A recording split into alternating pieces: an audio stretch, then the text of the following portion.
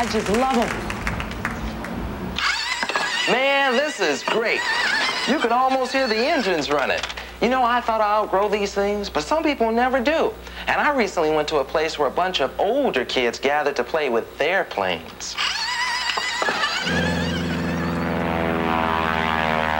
It's the Super Bowl of the Sky shows here at Oshkosh, Wisconsin, where over 7,000 pilots gather to check out experimental aircraft of all shapes and sizes, from antiques to the sleekest fiberglass models.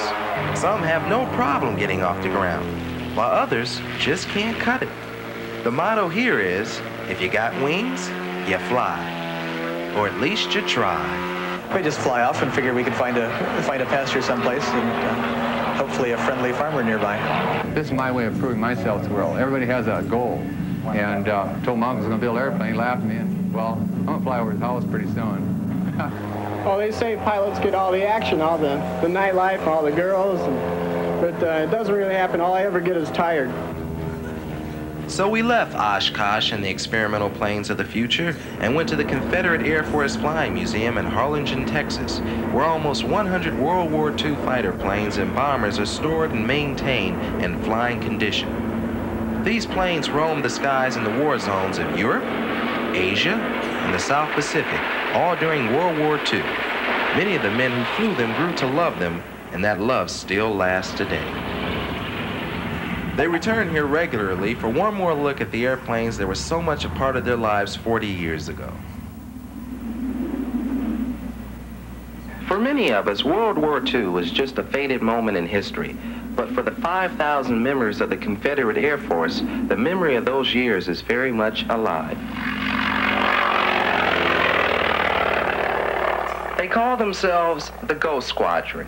And visiting their home base in southern Texas was like walking back into time. For over 20 years, the Confederate Air Force has dedicated itself to preserving the spirit and the aircraft of World War II.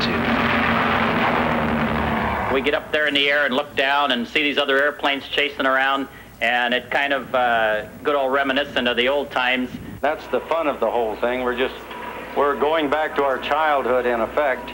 But we do get to fly the planes we loved in that period, you see. Today we have 87 airplanes that are wholly owned by the Confederate Air Force. And these constitute a complete collection of American World War II types. The fighters, the bombers, transports, and we have also quite a large number of foreign aircraft. The acquisition of planes like the Japanese Zero has helped make the Confederate Air Force the 15th largest air force in the world.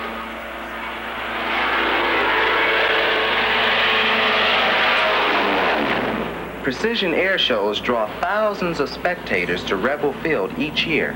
Some go to enjoy, some to learn, and others to remember. Well, I heard this was the last place there was a B-29 operational, and I just wanted to get one more look at it before they dumped them all, to tell you the truth. And like I said, it's emotional for me. If you spent 5 years of World War II basically around a given airplane, I think it leaves a mark in your, I think it's in your blood or in your genes to the point where you just can't get rid of it. Personally, I never cared much for flying, but after talking to the members of the Ghost Squadron, even I had caught the spirit. For my maiden flight, I chose the B-17, the old flying fortress.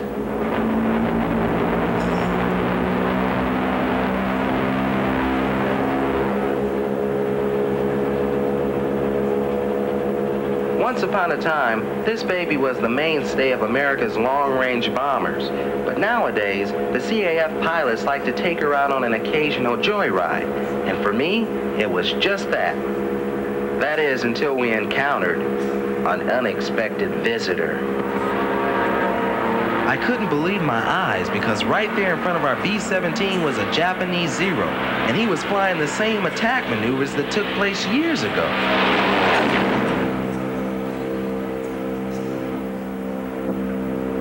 Although I knew, or hoped, that the pilot was one of our guys and friendly, as he made a pass at us, I just wasn't too sure. Well, that Zero was cutting it just a little close for comfort, so I decided to try something a little different.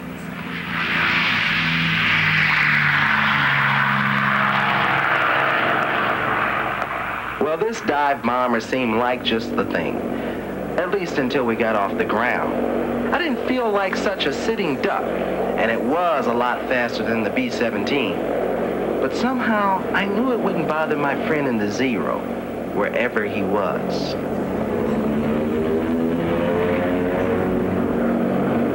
I was beginning to think this whole thing was for real. In fact, I swear I could almost hear machine guns, and I didn't like the sound of that at all. The pilot gave me a signal not to worry about it because he remembered how he used to shake Zeros off his tail in the old days. All I knew is that I was more shook than that Zero.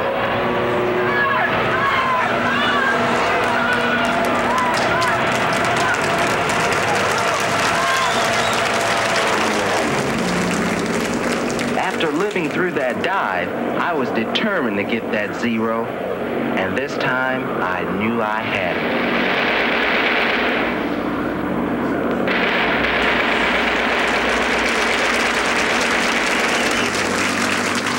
Right now, I don't think I'd want to do it again, but back in those days, we didn't even think about getting killed or any of that kind of stuff. We just thought this was a big lark, and we were out there and having a merry old time. Coming in on a wing and a prayer. Coming in on a wing and a prayer. Though there's one motor gone, we can still carry on. Coming in on a wing and a prayer. These airplanes have a very deep meaning for a lot of people. We've seen grown men walk up to the B-17 and see tears running down their cheeks because they remember the good and the bad. And a lot of things happen on these things that came back on you that he hadn't thought about in 29 years. One fellow told me that last time he saw one of these, he was falling away from it at 30,000 feet. And others come up and say, I was the only one that got out, all the rest of my crew went down. You know, hearing their stories, it makes it worthwhile to preserve this airplane and take it and show it off again. Yes, we really hit our target for tonight. How we sing as we limp through the air. Look below, there's our field over there. With our full crew aboard and our trust in the Lord, we're coming in on a wing and a prayer. There's something about the sight and the sound and the smell of the old airplanes. It's just great to be around.